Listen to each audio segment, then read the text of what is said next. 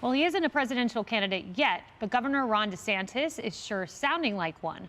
While addressing Trump's possible indictment, he took a jab at the GOP frontrunner, but he also accused the Manhattan district attorney of weaponizing the justice system. Then he and our own Piers Morgan had this very interesting exchange. You could beat Biden? I think so. So you're running then? No, I didn't say that. I just said I think I could. I mean, I think that's, I mean, if you look at Florida. Who would be harder to beat, Biden or Donald Trump? I don't know. Those are two different. So if that's not an indicator he's running, let's watch another soundbite right now. He took his first counterpunch, as some would say. Which is your favorite nickname that Trump's given you so far? Is it Ron the Sanctimonious or Meatball Ron? Well, I can't. I think even he went off Meatball Ron. I can't. I don't know how to spell the Sanctimonious. I don't really know what it means, but I kind of like it's long. It's got a lot of vowels. I mean, so we go with that. That's fine. You can call me whatever you want. I mean, just as long as you also call me a winner. Tammy, the interview was so interesting because it was the first preview of what we're going to see. We know what President Trump's message will be. I've been there. I'm a proven fighter. I'm a proven conservative. Give me another term. DeSantis, Politico, sums it up this way. It's basically saying, unlike some people, I'm about results and not drama. I'm careful with whom I surround myself, and I win elections. So we'll see which message wins, Tammy. Yeah, and, this is, I think, all of this is a test for DeSantis. I mean, you're in Florida. He's got good control of that state. He's doing a good job there. Interestingly, the media kind of tries to bite him sometimes, but not much. There isn't a lot of pressure there. He's not been there. The system has not been pushed against him.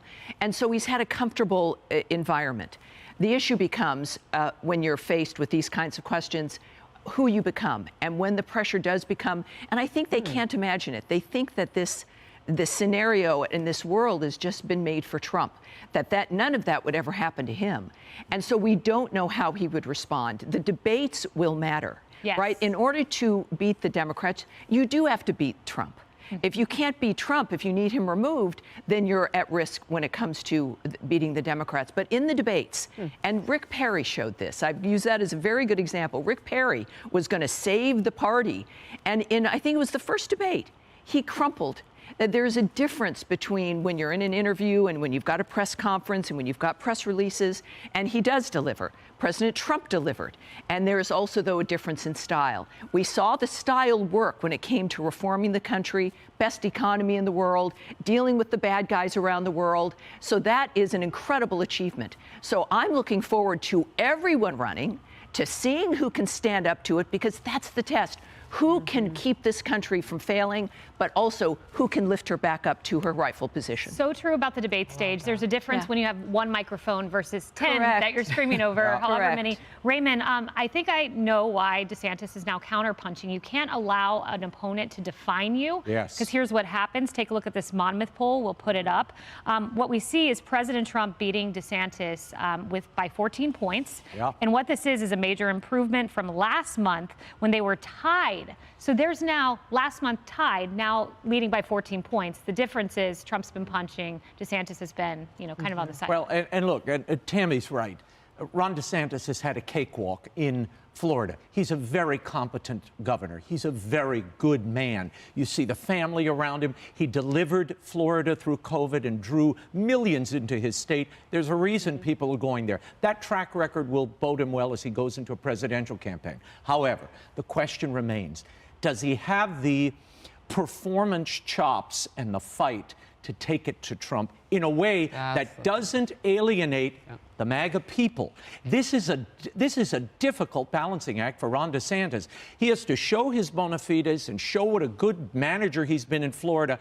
I think saying it's without drama is a little bit of a stretch. I mean, there was the Disney thing. Sorry, Ron.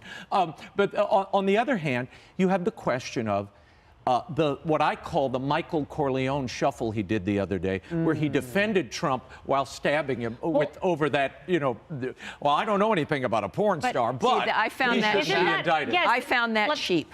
And that was because I like Ron DeSantis, and I found that cheap. Yes, so what you're summing up is when he basically came out and said, I don't know anything about hush bunnies and porn stars. So it was a little jab. But what's been interesting is this potential looming indictment has really put, let's say, Pence and DeSantis both on their heels. They've both been critics of Trump, but it's forced them to defend him in some way. Let's play that, and Harris, get your reaction.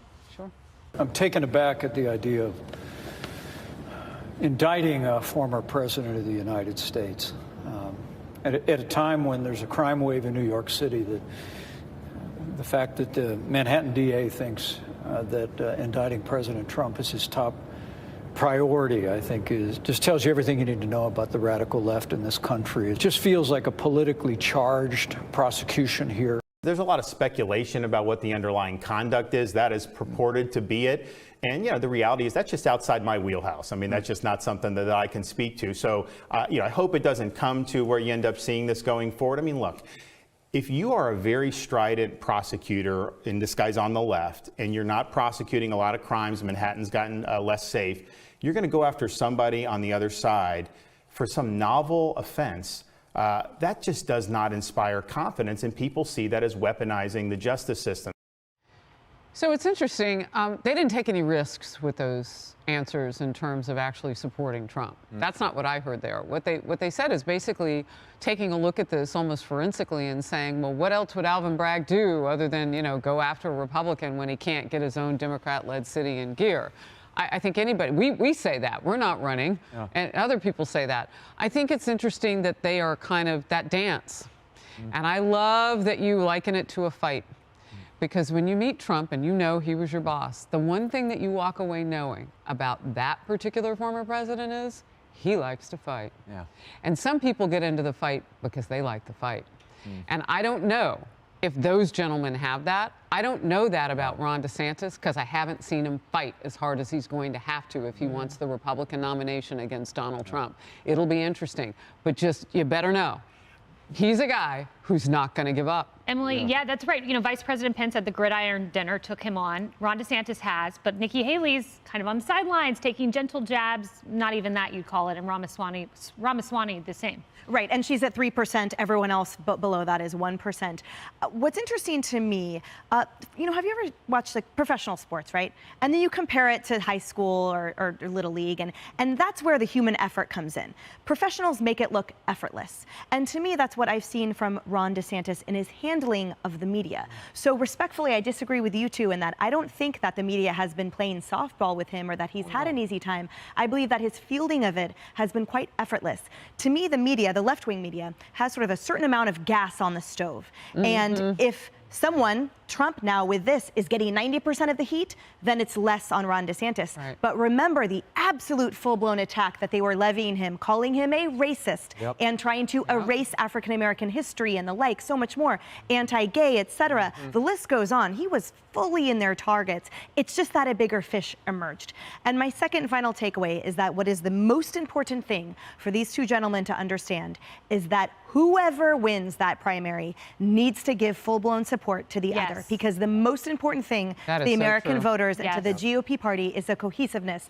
No one wants to see their parents fighting, or at the end of that argument, they need to come together to the kids and say, we are united for your benefit. But in tone, DeSantis has to be careful to not confirm the Trump critique that he's sanctimonious. I think Republican primary voters would all agree Trump or DeSantis, either would be better than Joe Biden.